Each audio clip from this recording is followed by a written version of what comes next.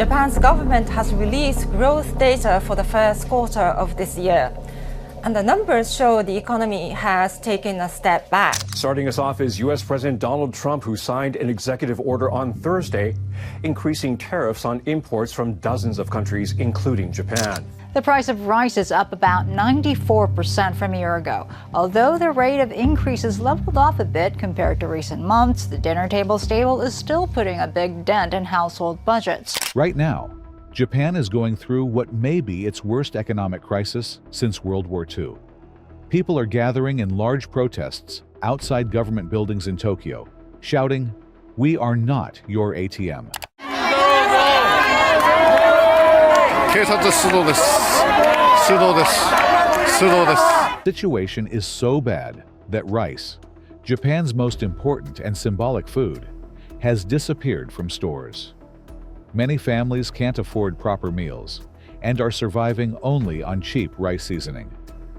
The crisis reached a turning point when Prime Minister Shigeru Ishiba admitted publicly that Japan's financial condition is worse than Greece's during its debt crisis. This shocked global markets and made many realize how serious the situation really is. Japan is known as one of the most advanced economies in the world, but today, millions of people there are watching their money lose value. Prices are rising fast, but wages are staying the same. Even something as basic as rice is out of reach for many families. The popularity of furikake, a cheap rice seasoning, has hit record highs because that's all many people can afford to eat. The latest data out Friday shows the cost of a 5-kilogram bag of rice in the week up to July 27th was 3,467 yen, or $23.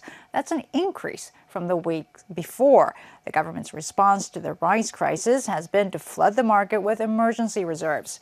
But the inflation and food shortages are only a small part of a much deeper economic crisis.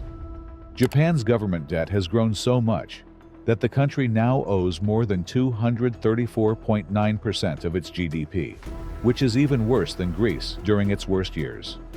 On top of that, Japan's economy is shrinking.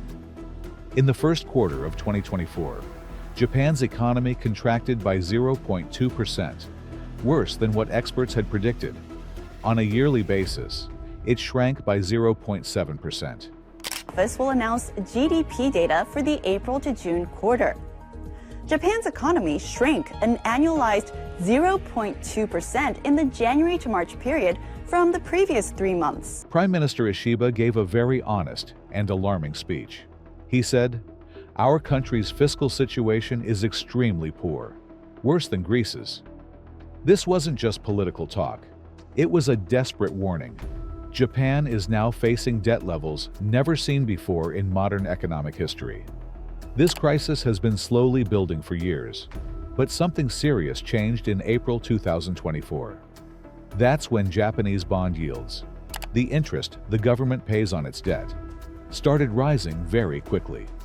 In financial terms, this kind of sudden jump in bond yields can destroy banks and financial institutions. One example, a 40-year Japanese government bond saw its yield jump by 11 basis points in a single day. Since April, the yield has gone up by 100 basis points, reaching 3.56%. When bond yields rise sharply, bond prices fall. This creates huge losses for the banks, pension funds, and investors who hold those bonds. These losses are not just on paper. They are real money disappearing from balance sheets, possibly affecting trillions of dollars across global financial systems. Meanwhile, the Japanese economy is not just weak, it's getting worse. And this isn't the first time Japan has faced such trouble.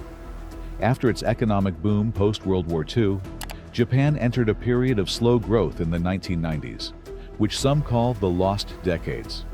The country has struggled to recover ever since. But now, the situation is more dangerous. Back in the 1990s, Japan had lower debt and more options. Today, their options are limited.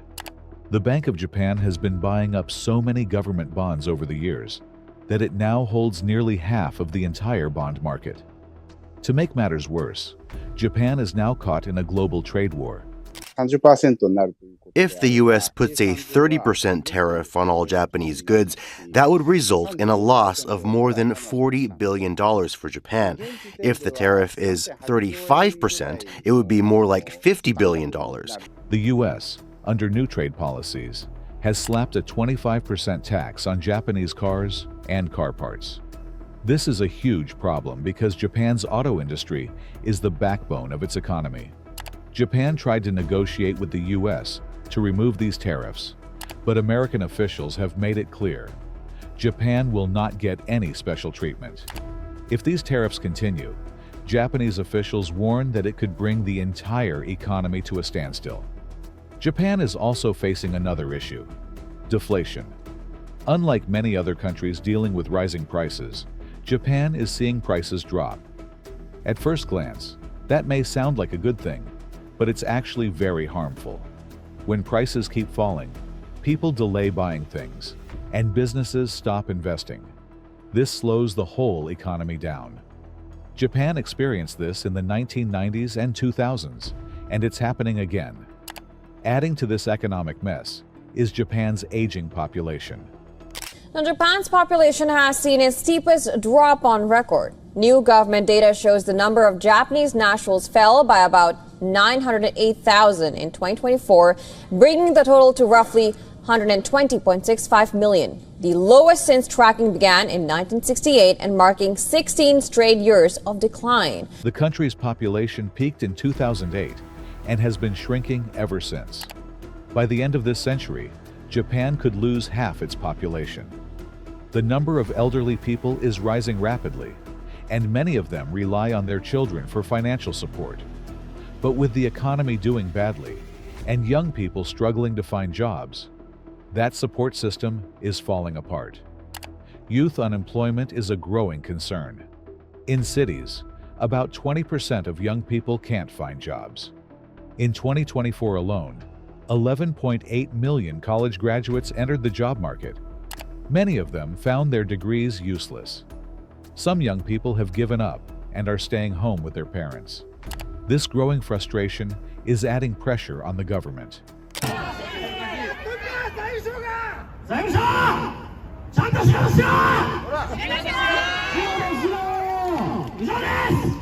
For the first time in modern history, Japan is seeing mass public protests.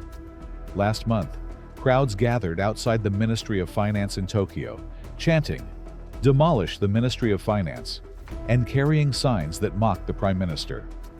In a country where public protests are rare, Japan is also facing a domestic rice shortage. Rice shelves in supermarkets are empty, and prices have doubled. Since rice holds deep cultural and spiritual meaning in Japan, this is more than just a food crisis. It's a national shock. The danger isn't just for Japan, it's for the whole world. Japan is the world's fourth largest economy and plays a major role in the global financial system. Japanese banks and institutions hold large amounts of US and European debt. If Japan's financial system collapses, it could trigger a worldwide crisis, even worse than the 2008 crash. So what's next? Prime Minister Ishiba is under intense pressure. His party lost its majority in October 2024, and with elections coming up in July, he's stuck. He can't raise interest rates because that would hurt the economy. He can't print more money without risking a currency crash. He can't cut spending, and he can't raise taxes. Economists call this a policy trilemma, when every choice is a bad one, and even the least harmful option could still be dangerous. Experts are now watching Japanese bond yields very closely. If they keep rising, the financial stress could spread fast across global institutions that thought Japanese bonds were safe. This crisis has been decades in the making. Japan's lost decades never truly ended. They were just hidden behind big government spending and money printing. Now, the problems are coming to the surface. The real question is not whether Japan is in crisis. It clearly is. The real question is whether the rest of the world is ready for what happens if Japan's economy truly collapses. Things are moving quickly now. What seemed impossible a few months ago looks more likely by the day. Japan's financial system is on the edge, and if it falls, the shock could reshape the global economy for years to come. Hope you found this video informative. Make sure to like, share, and subscribe for more such content. See you in another video.